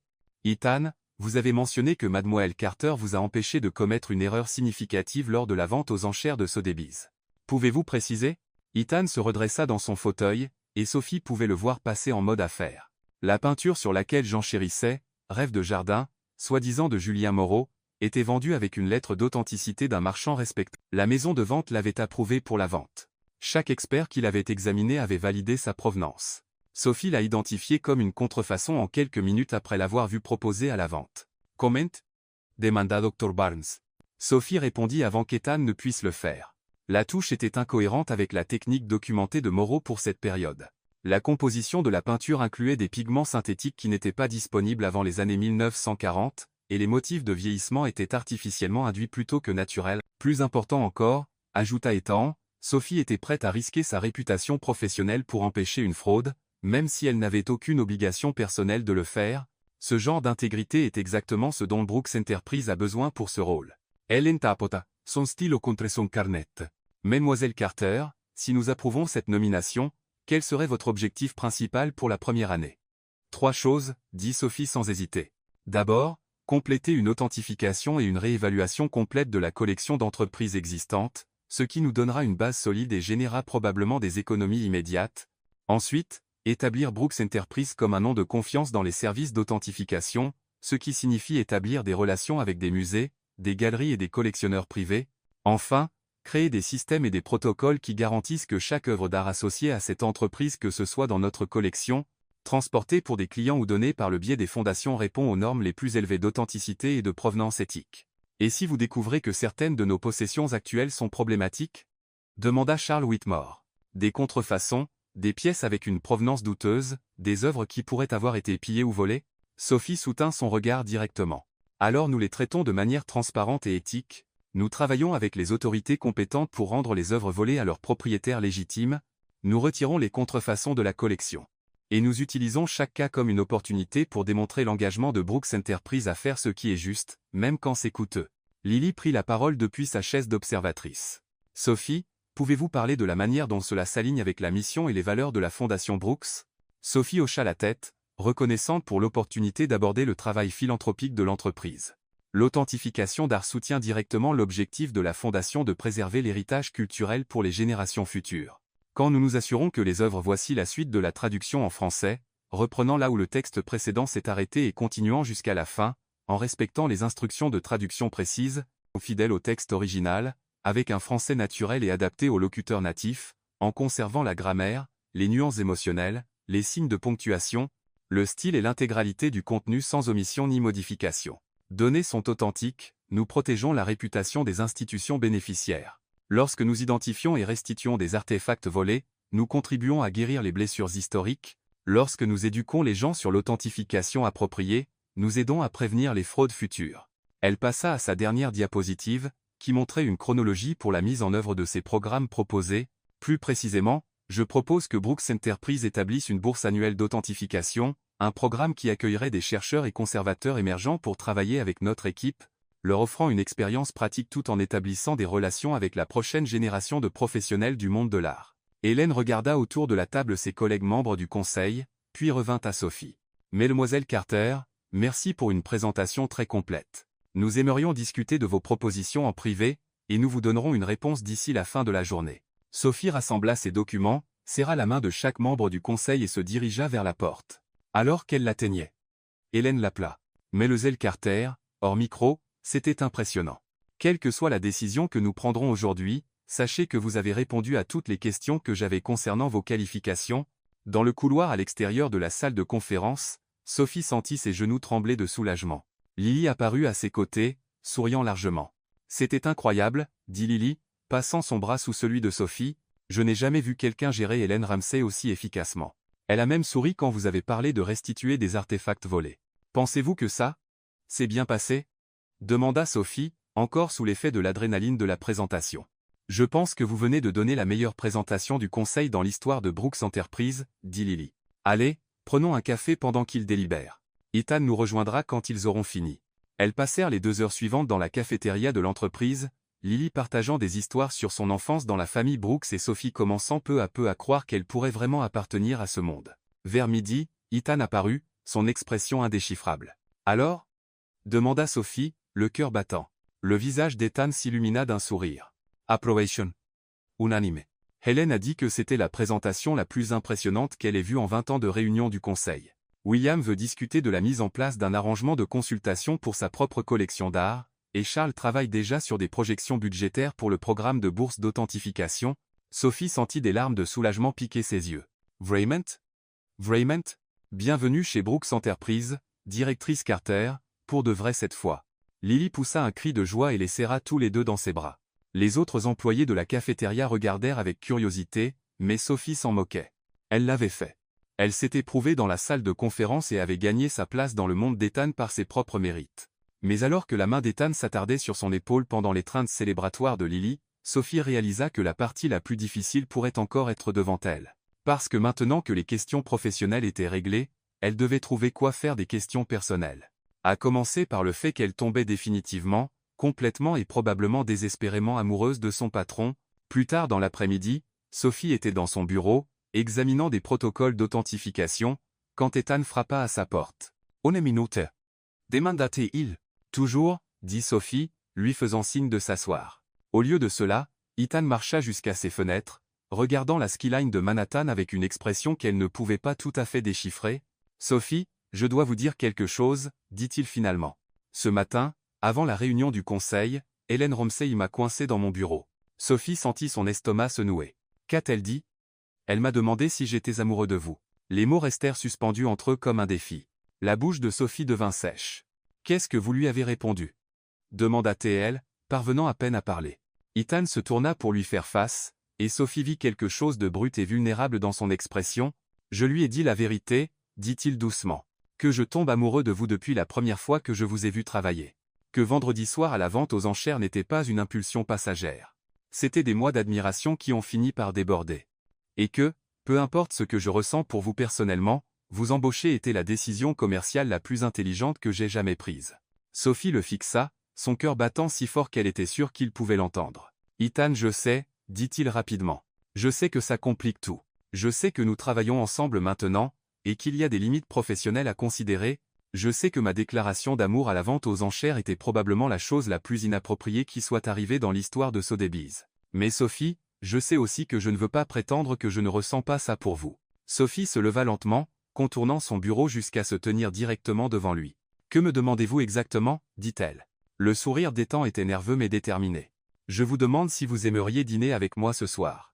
Pas en tant que votre patron, pas en tant que PDG de Brooks Enterprises, mais en tant qu'Ethan, le gars qui a été trop nerveux pour se présenter à vous pendant 6 mois, jusqu'à ce qu'il perde complètement la tête lors d'une vente aux enchères. Sophie plongea son regard dans ses yeux gris acier et y vit de la sincérité, de la vulnérabilité et quelque chose qui pourrait être de l'espoir. Elle pensa à toutes les raisons pour lesquelles c'était une mauvaise idée, les complications au travail, l'attention médiatique, les vastes différences dans leurs origines et leurs comptes en banque, puis elle pensa à la manière dont il avait respecté son autonomie lorsqu'il lui avait offert le poste, à l'attention qu'il avait portée en aménageant son bureau et son laboratoire, et à la passion sincère dans sa voix quand il parlait de préserver l'héritage de son père. D'accord, dit-elle, mais j'ai une condition. Tout ce que vous voulez.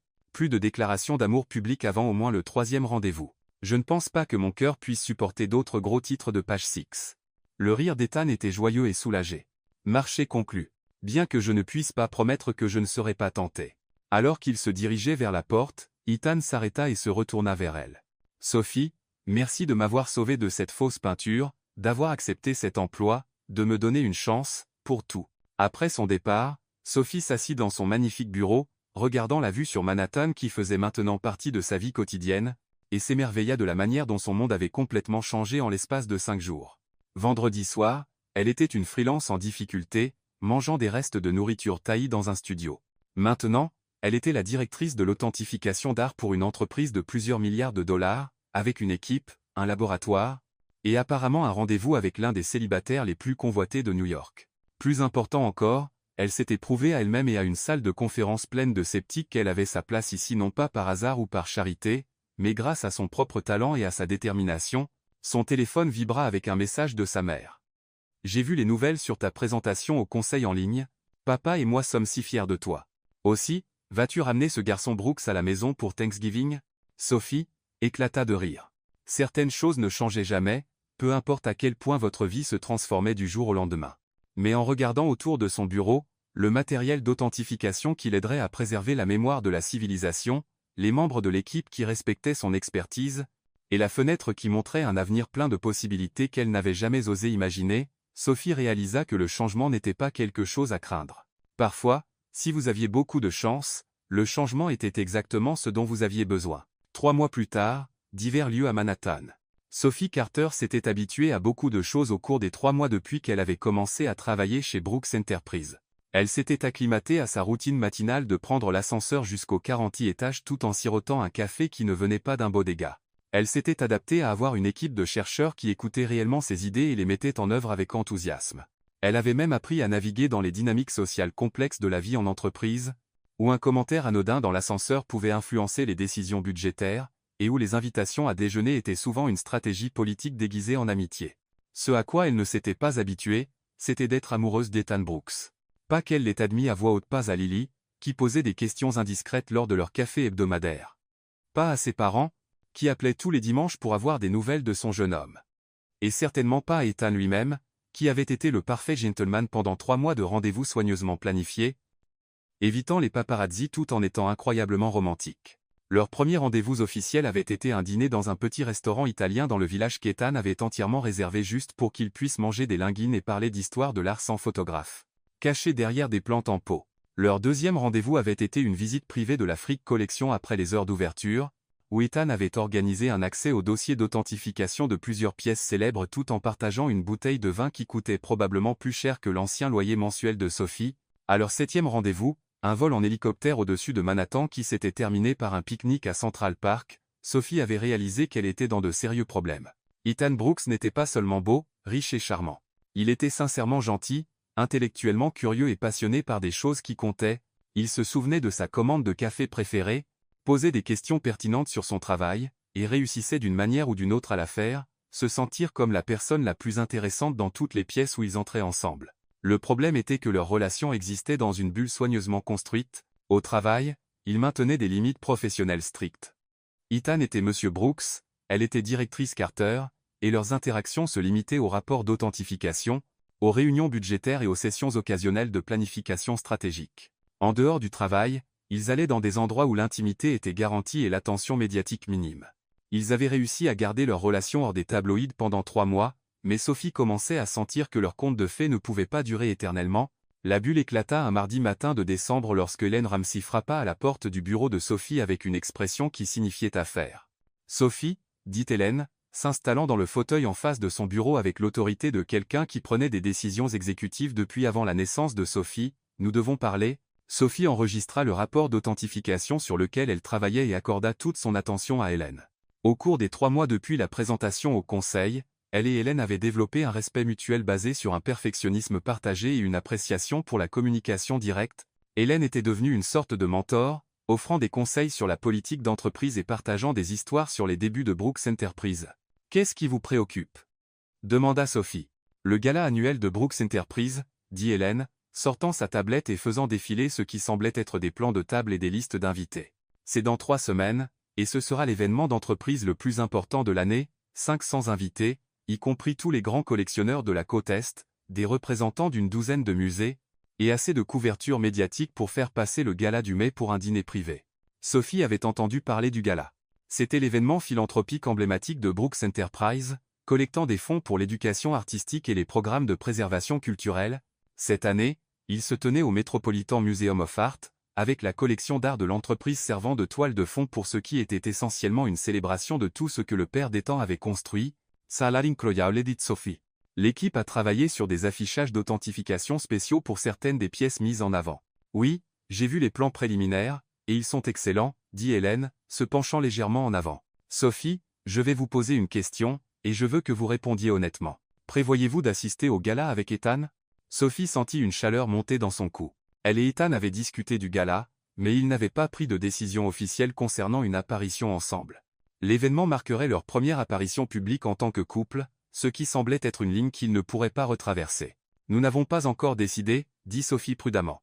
Hélène hocha la tête, comme si elle s'attendait à cette réponse. « Permettez-moi d'être direct avec vous. Pendant 3 mois, vous et Ethan avez réussi à garder votre relation privée, ce qui a été bénéfique pour toutes les parties concernées. Mais le gala est différent. C'est l'événement le plus médiatisé que Brooks Enterprise organise, et toutes les grandes publications économiques le couvriront.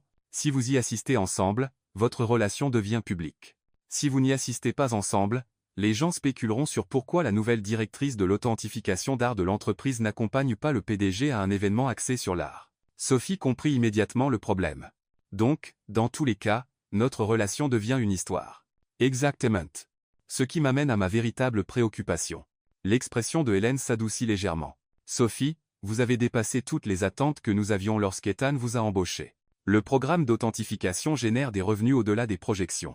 Vous avez identifié plus de 2 millions de dollars en réévaluation de la collection, et le programme de bourse a reçu des candidatures d'étudiants de tous les grands programmes d'histoire de l'art du pays. Vous avez prouvé que la confiance d'Ethan en vous était totalement justifiée. Je sens sa messe venir, » dit Sophie. « Mais, » continua Hélène, « si votre relation avec Ethan devient publique, certaines personnes se demanderont si votre succès professionnel est lié à votre relation personnelle. Ce n'est pas juste. Ce n'est pas exact, mais c'est inévitable. Et une fois que ce récit s'installe, il peut être très difficile à changer. » Sophie fixa la skyline de Manhattan par la fenêtre de son bureau, où les premiers flocons de neige de l'hiver commençaient à tomber. Elle avait travaillé si dur pour établir sa crédibilité dans le monde de l'art. et les 3 derniers mois avaient semblé valider tout ce qu'elle avait sacrifié pour arriver ici. L'idée que les gens pourraient attribuer son succès au fait de coucher avec le patron lui retournait l'estomac. « Que suggérez-vous » demanda Sophie. « Je ne suggère rien, » dit Hélène fermement. « Je vous donne des informations pour que vous puissiez prendre une décision éclairée. Quelle que soit la décision que vous et Ethan prenez concernant le gala et votre relation en général, elle doit être votre choix. Mais je voulais que vous compreniez les conséquences potentielles. » Après le départ de Hélène, Sophie essaya de se concentrer sur son travail, mais son esprit revenait sans cesse à la conversation. Elle était encore distraite quand Ethan apparut à sa porte à midi, tenant 2 tasses de café et arborant le sourire qui ne manquait jamais de faire battre son cœur plus vite. « Déjeuner » demanda-t-il, s'installant dans le fauteuil libéré par Hélène. « J'ai apporté votre préféré. » Sophie accepta le café avec gratitude, inhalant l'arôme familier du mélange maison de Joe Coffee. « Ethan, nous devons parler du gala. » L'expression d'Ethan devint immédiatement plus sérieuse. J'avais le sentiment que cette conversation arriverait. « Hélène vous a coincé, n'est-ce pas ?» Elle n'a pas tort sur les implications, dit Sophie. Si nous y allons ensemble, nous rendons notre relation publique. Et une fois que cela arrive, les gens supposeront que je vous ai embauché parce que nous couchons ensemble, pas parce que vous êtes l'experte en authentification la plus qualifiée de la ville, termina Ethan. Sophie, j'y ai pensé aussi. Et j'ai une idée. Il sortit son téléphone et lui montra ce qui semblait être un brouillon de communiqué de presse. Et si nous contrôlions le récit ? Et si nous annoncions notre relation à nos conditions avant le gala et la présentation de manière à mettre en avant vos réalisations professionnelles ? Sophie lut le brouillon, qui positionnait leur relation comme un partenariat entre égaux partageant une passion pour l'art et la préservation culturelle. Il mettait en avant ses références, ses réalisations depuis qu'elle avait rejoint Brooks Enterprise, et ses projets à venir. C'était de bon goût, professionnel et complètement honnête. Ça pourrait marcher, dit Sophie lentement. Mais Ethan, êtes-vous sûr de vouloir gérer l'attention médiatique, les spéculations sur notre relation, les commentaires sur votre vie personnelle ? Ethan tendit la main à travers le bureau et prit la sienne. Sophie, j'y pense depuis 3 mois. Je suis fatigué de cacher ce que je ressens pour vous.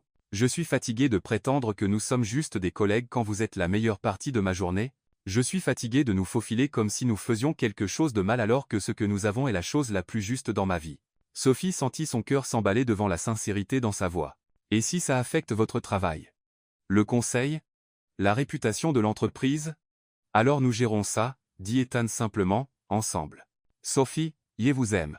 Je sais que nous ne l'avons pas encore dit officiellement, mais je suis amoureux de vous depuis cette nuit chez Sotheby's. Quand vous vous êtes levé et avez tout risqué pour faire ce qui était juste. Je veux que tout le monde sache que vous êtes mienne et que je suis vôtre. Et je veux arrêter de prétendre que la personne la plus importante de ma vie n'est qu'une employée. Sophie le fixa, son pouls battant si fort qu'elle était sûre qu'il pouvait l'entendre. Les mots restaient suspendus entre eux. Je vous aime, prononcé doucement, mais avec une conviction absolue. Ethan, dit-elle doucement, je vous aime aussi. Je suis amoureuse de vous depuis notre 2e rendez-vous, quand vous avez passé 2 heures à m'écouter expliquer les différences techniques entre la touche impressionniste originale et les reproductions modernes, et que vous étiez sincèrement intéressé par chaque détail. Le sourire d'Ethan était radieux. Alors, nous le faisons. Nous rendons ça public. Nous le faisons, dit Sophie. Mais j'ai des conditions. Non mais less. D'abord, nous publions le communiqué avant le gala pour que l'événement ne soit pas éclipsé par des spéculations sur notre relation. Ensuite, nous maintenons des limites professionnelles au travail. Pas de démonstration d'affection publique au bureau, des voitures séparées pour les événements d'entreprise, et absolument aucun traitement spécial que quiconque pourrait pointer comme du favoritisme. Enfin, si cela devient un problème pour l'entreprise ou pour ma réputation professionnelle, nous réévaluons notre approche. Ethan hocha la tête sérieusement. D'accord sur tous les points. Autre chose ? Sophie sourit. Oui. Si vous allez être officiellement mon petit ami, je dois rencontrer le reste de votre famille. Lily ne compte pas parce qu'elle m'a pratiquement adopté. Je veux rencontrer votre mère correctement, votre famille élargie, et toute personne qui aura des opinions sur votre choix de petit ami. Ethan Ritt. Sophie, êtes-vous sûre d'être prête pour ça ? Ma mère se remet encore du fait que j'ai déclaré mon amour pour une étrangère lors d'une vente aux enchères. Rencontrer officiellement ma petite amie pourrait la lancer dans une frénésie de planification. Je peux gérer Eleanor Brooks, dit Sophie avec une confiance qu'elle ne ressentait pas entièrement. D'ailleurs, si nous allons faire ça, nous allons le faire correctement. Le communiqué de presse fut publié ce vendredi après-midi, stratégiquement programmé pour le cycle de nouvelles du week-end. Sophie passa le week-end à répondre à des appels de félicitations d'amis, de la famille et de contacts professionnels tout en essayant de ne pas s'obséder sur la couverture médiatique. La réponse fut étonnamment positive. Le Wall Street Journal publia un article sur une romance d'entreprise bien menée, soulignant comment Sophie et Ethan avaient maintenu des limites professionnelles tout en construisant leur relation. Le magazine Art & Antique présenta un portrait de Sophie axé sur ses réalisations professionnelles et sa vision des pratiques d'authentification éthique. Même Page Six, qui avait déclenché toute cette frénésie médiatique, publia un article relativement respectueux sur le nouveau couple puissant de Manhattan. Le véritable test arriva le lundi matin lorsque Sophie entra chez Brooks Enterprises pour la première fois en tant que petite amie officiellement reconnue d'Ethan Brooks. Elle s'attendait à des regards gênés, des conversations chuchotées et l'inconfort général qui accompagne la transformation d'une vie privée en connaissance publique. Au lieu de cela, elle trouva un bouquet de fleurs sur son bureau de la part de l'équipe d'authentification, félicitant Ethan, et elle pour avoir officialisé leur relation. Laura Winters s'arrêta avec du café et un sourire complice, mentionnant qu'Ethan avait été insupportablement heureux tout le week-end. Même Hélène Ramsey envoya un courriel bref. Bien géré. Hâte de voir le gala. Le dîner de la famille Brooks était prévu pour le dimanche suivant dans la maison de ville d'Eleanor Brooks sur l'Upper East Side. Sophie passa la semaine à se préparer comme si elle étudiait pour des examens, recherchant l'histoire de la famille, passant en revue les événements actuels qui pourraient surgir dans la conversation, et demandant des conseils à Lily sur tout, de la tenue appropriée au sujet à éviter. Sois juste toi-même. Dit Lily lors de leur café du jeudi, maman va t'aimer parce qu'Ethan t'aime et parce que tu le rends heureux d'une manière qu'on n'a pas vue depuis des années. Et si elle pense que je ne suis pas assez bien pour lui? Demanda Sophie, exprimant la peur qui l'empêchait de dormir la nuit. Lily Ritt. Sophie, tu as sauvé mon frère d'un désastre financier, construit un programme d'entreprise réussi en 3 mois, et convaincu le conseil d'administration le plus sceptique de Manhattan d'approuver un budget d'1 million de dollars pour l'authentification d'art. Si tu n'es pas assez bien pour Ethan, alors personne ne l'est.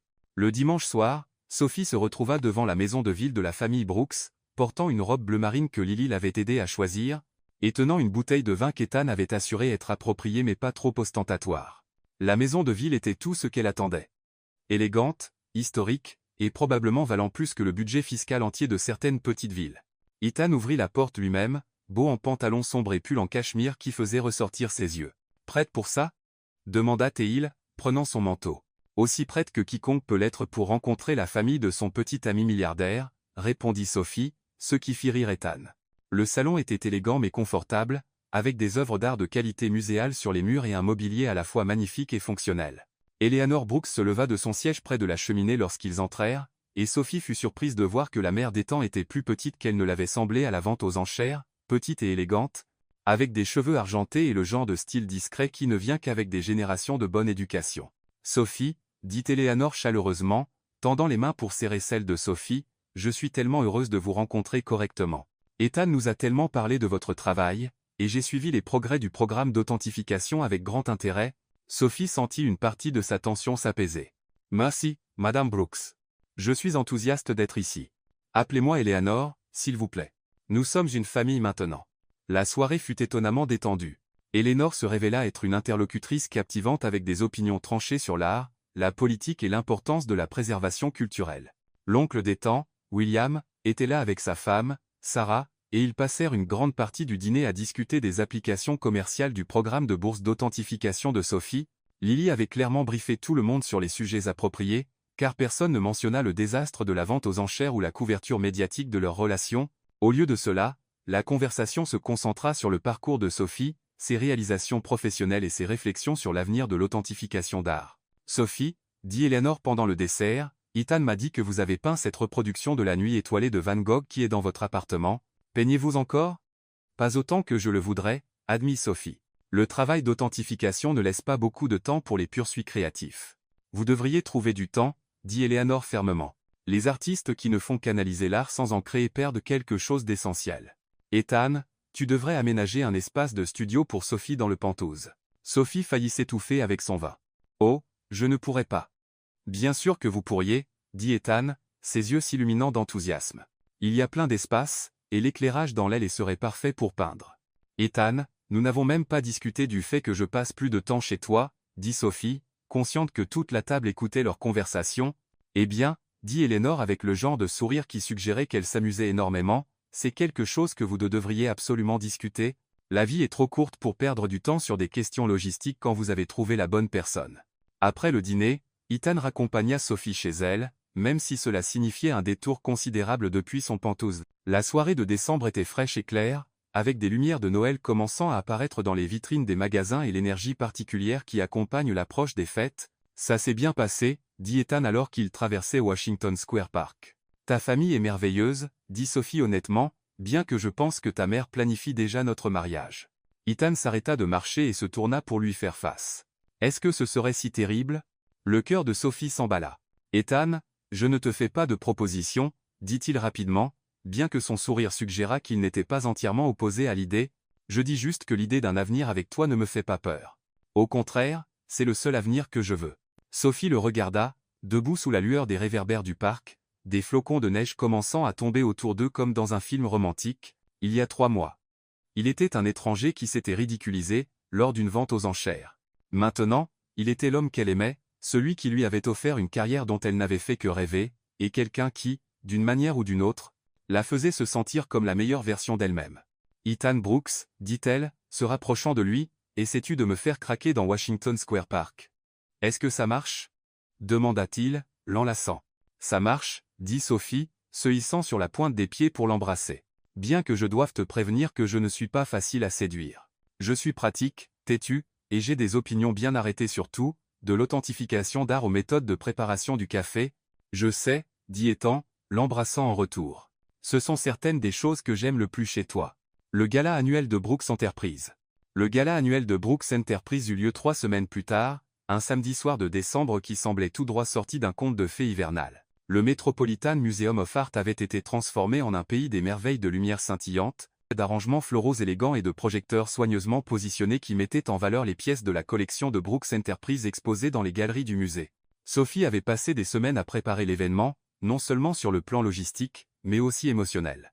Ce serait leur première apparition publique majeure en tant que couple, la première fois qu'ils navigueraient ensemble dans un événement social de haut profil, et la première fois qu'elle serait présentée au monde de l'art au sens large à la fois comme directrice de l'authentification d'art de Brooks Enterprise et comme petite amie d'Ethan Brooks. Elle avait trouvé la robe parfaite, une robe bleu nuit que Lily avait insisté pour lui acheter, malgré les protestations de Sophie face à l'étiquette de prix à 4 chiffres. Elle était élégante sans être ostentatoire, assez sophistiquée pour le lieu, et la faisait se sentir comme quelqu'un qui avait sa place au plus exclusif des événements culturels de Manhattan. Ethan vint la chercher à son appartement. Elle avait insisté pour se préparer chez elle plutôt que dans son Penthouse, voulant préserver un certain sens de l'indépendance. Et quand il la vit, son expression rendit chaque moment de préparation worthwhile. « Sophie, dit-il, visiblement à court de mots. Je ressemble à quelqu'un qui devrait être à ton bras au mai ?» demanda-t-elle, ajustant le simple collier de diamants qu'il lui avait offert pour leur anniversaire de 3 mois. « Comme quelqu'un que j'ai incroyablement de chance d'aimer, » dit Ethan, lui offrant son bras. « Prête à faire nos débuts ?» Le musée bourdonnait déjà d'activité lorsqu'ils arrivèrent. Sophie reconnut des visages des magazines d'art et des pages de société, ainsi que plusieurs experts en authentification avec lesquels elle avait travaillé au fil des ans. La liste des invités était un who's who de l'élite culturelle de Manhattan, avec une pincée généreuse de célébrités, de politiciens et de leaders d'entreprises soutenant les arts. Sophie Carter appela une voix familière alors qu'ils entraient dans l'espace principal de réception. Dr Edward Langley, l'expert en art âgé qui avait validé son intervention chez Sotheby's, s'approcha avec un large sourire. « Ma chère, vous êtes absolument radieuse. Et Ethan, félicitations pour avoir eu le bon sens de tomber amoureux de la femme la plus honnête du monde de l'art. » Sophie sentit ses joues rougir. Mais le sourire fier d'Ethan lui donna l'impression qu'elle pourrait gérer tout ce que la soirée pourrait apporter. La première heure fut un tourbillon d'introductions, de félicitations et de conversations sur le succès du programme d'authentification.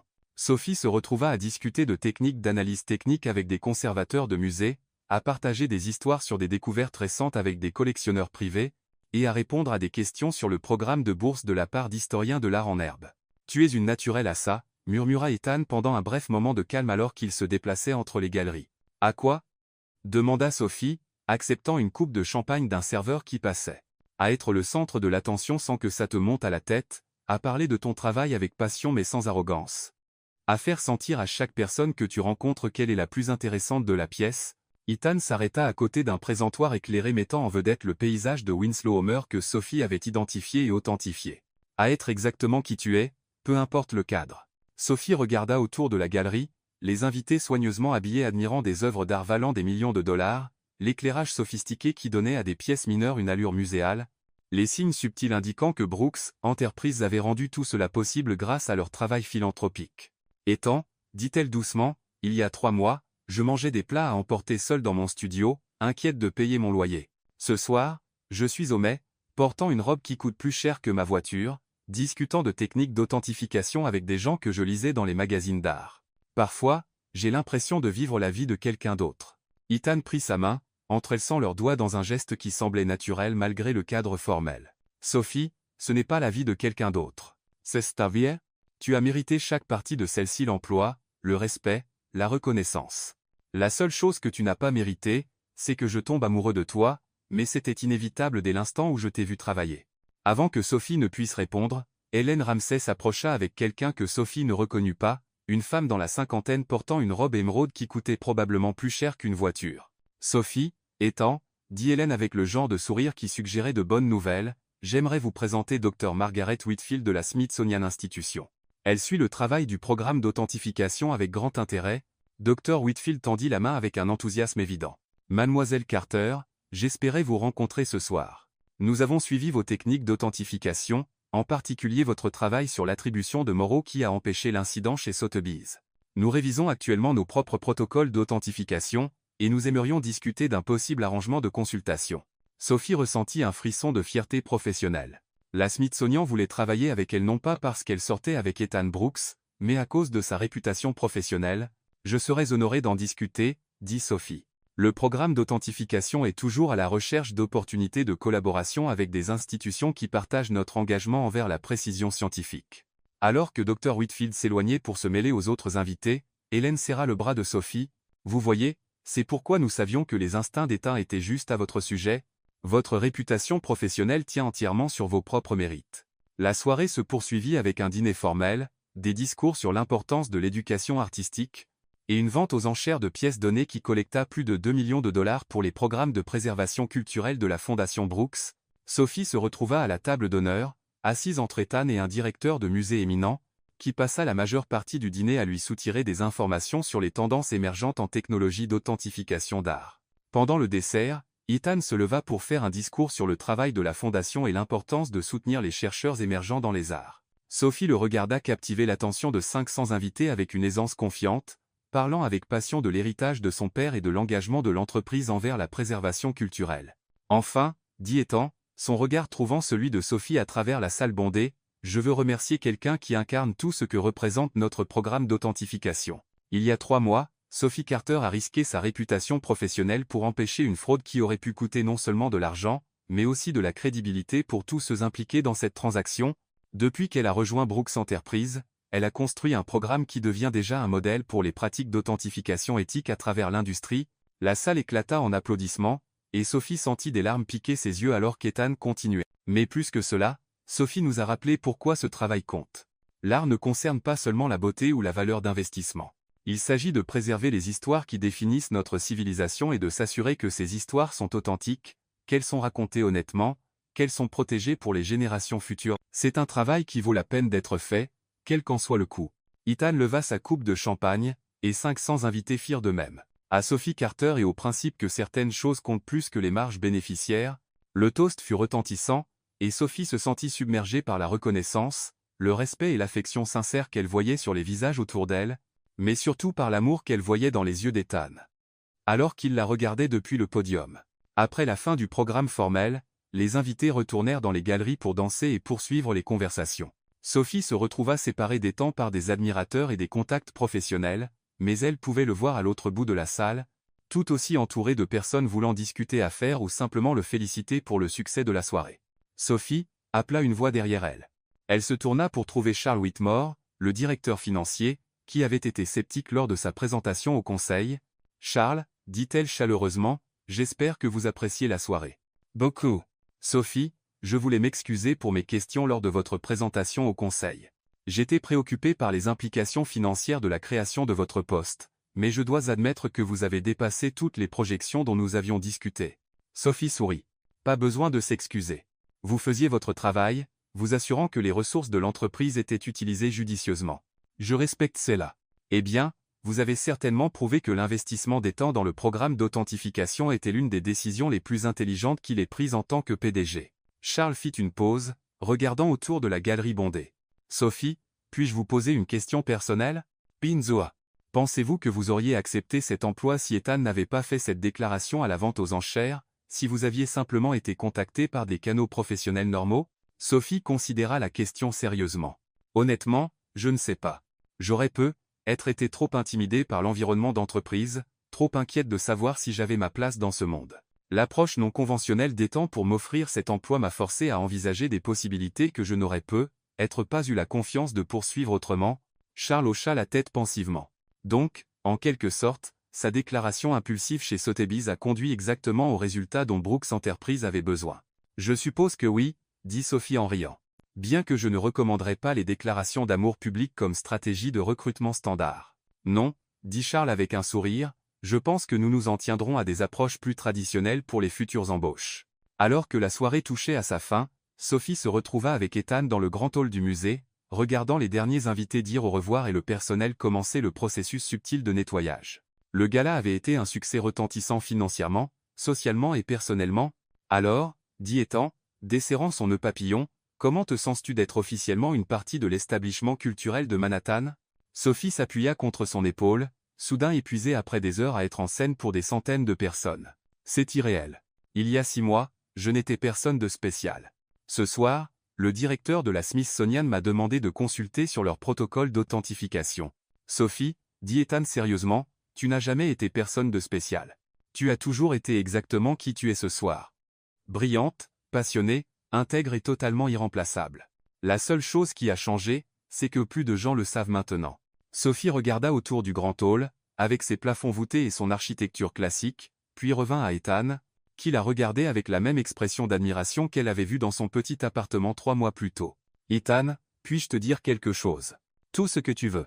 Quand tu as déclaré ton amour pour moi à cette vente aux enchères, ma première pensée a été que tu étais complètement fou. Ma deuxième pensée a été que j'allais probablement tomber amoureuse de toi aussi, et ça me terrifiait plus que tout. Le sourire d'Ethan était doux et émerveillé. Et maintenant? Maintenant, je sais que tomber amoureuse de toi a été la meilleure chose que j'ai jamais faite. Pas à cause de tout ça, elle fit un geste autour du musée, englobant le gala, le succès, la reconnaissance, mais parce que tu me vois tel que je suis et que tu m'aimes quand même. Parce que tu me pousses à être meilleur tout en m'acceptant exactement comme je suis. Parce que tu me fais croire que je mérite toutes les bonnes choses qui sont arrivées depuis cette folle nuit chez Sotheby's. Ethan la serra plus près, et Sophie pouvait sentir son eau de Cologne mélangée à la légère odeur de champagne et d'air muséal. Sophie Carter, Ethan. J'aime ton intégrité, ta passion, ton insistance têtue à faire ce qui est juste même quand c'est difficile. J'aime que tu me donnes envie d'être digne de l'héritage de mon père. J'aime que tu aies bouleversé ma vie, et que tu aies réussi à tout rendre cohérent. Ils s'embrassèrent dans le grand hall du Metropolitan Museum of Art, entourés d'œuvres d'art inestimables et de la magie persistante d'une soirée qui avait consolidé leur partenariat professionnel et leur avenir personnel. 6 mois plus tard, Sophie se tenait dans la même salle des ventes de Sotheby's où leur histoire avait commencé, cette fois en tant qu'enchérisseuse représentant Brooks Enterprises pour l'acquisition d'une collection importante pour la nouvelle aile contemporaine du musée. Ethan était assis à ses côtés, officiellement là en tant que PDG, mais en réalité pour lui offrir un soutien moral. Alors que Sophie naviguait dans sa première grande vente aux enchères en tant que directrice de l'authentification d'art de Brooks Enterprises, la pièce sur laquelle ils enchérissaient, un authentique Rothko que Sophie avait passé des semaines à authentifier, approchait de sa valeur estimée quand Ethan se pencha et murmura. Quoi qu'il arrive, s'il te plaît, ne déclare ton amour pour personne d'autre dans cette salle. Sophie s'efforça de ne pas éclater de rire. Je ferai de mon mieux pour me contenir. Lorsque le marteau s'abattit sur leur enchère réussie, Sophie ressentit la même montée d'accomplissement qu'elle avait éprouvée lors de la présentation au conseil, multipliée par la conscience qu'elle contribuait à quelque chose de plus grand qu'elle-même. En quittant la maison de vente, Ethan lui prit la main. Des regrets à propos de cette nuit il y a 6 mois? Sophie pensa à son petit studio, ses luttes financières, son incertitude quant à son avenir professionnel. Puis elle pensa à son bureau d'angle, son laboratoire d'authentification, son équipe de chercheurs, et l'homme à ses côtés qui avait vu son potentiel avant qu'elle ne le reconnaisse pleinement elle-même. Un seul, dit-elle. Ethan sembla inquiète. Lequel? Sophie sourit. Je regrette de ne pas avoir vu l'expression sur ton visage quand tu as réalisé que tu venais de déclarer ton amour à une parfaite étrangère devant 200 personnes. Ethan rit, le son résonnant sur les trottoirs de Manhattan alors qu'ils marchaient vers leur avenir ensemble, un avenir construit sur l'authenticité, l'intégrité, et le genre d'amour qui valait n'importe quelle quantité d'embarras public. Parce que parfois, Sophie l'avait appris, les moments les plus imparfaits créent les débuts les plus parfaits. Fin.